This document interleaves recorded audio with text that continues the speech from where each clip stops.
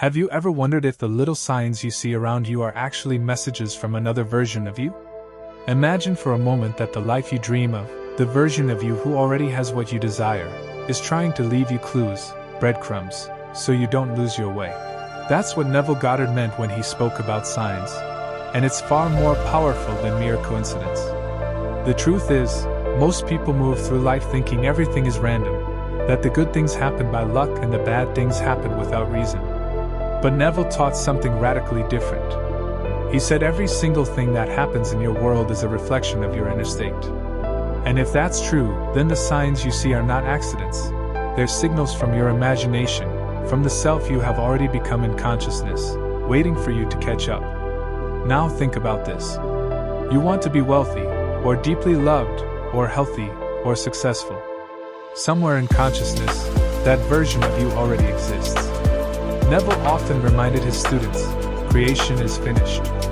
Everything you could ever want or hope for already exists. What you call manifestation is simply moving toward the state where it's already real. So when you see repeating numbers, hear a phrase at the right moment, or have a dream that feels more real than waking life, it could be your future self, or what Neville called another you, reaching back through imagination to guide you forward. And here's the hook that makes it fascinating.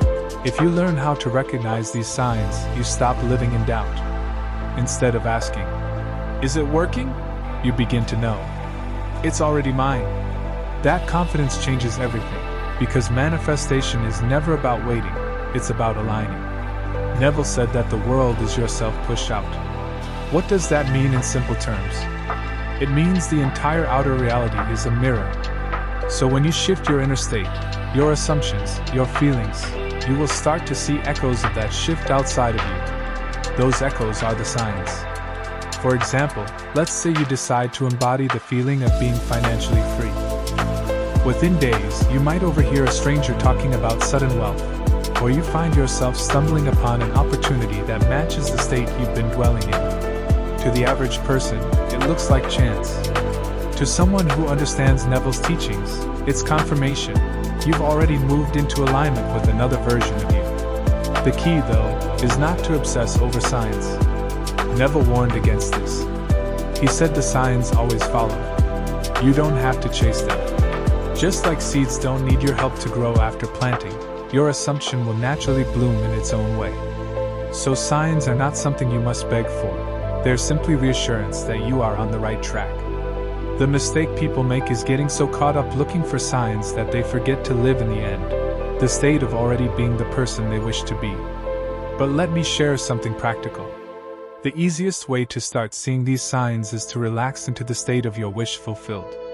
Before you go to bed, imagine the scene that implies your desire is already real. If it's love, imagine being congratulated on your wedding. If it's money, imagine checking your bank account and smiling. Do it until it feels natural, until it feels like you could drift into sleep carrying that new reality. And here's the amazing part. When you wake up, life will begin to move. You'll start seeing little flashes of that reality breaking through. That's another you, sending signals, bridging the gap between imagination and reality. Neville also taught that dreams are one of the most common ways signs appear.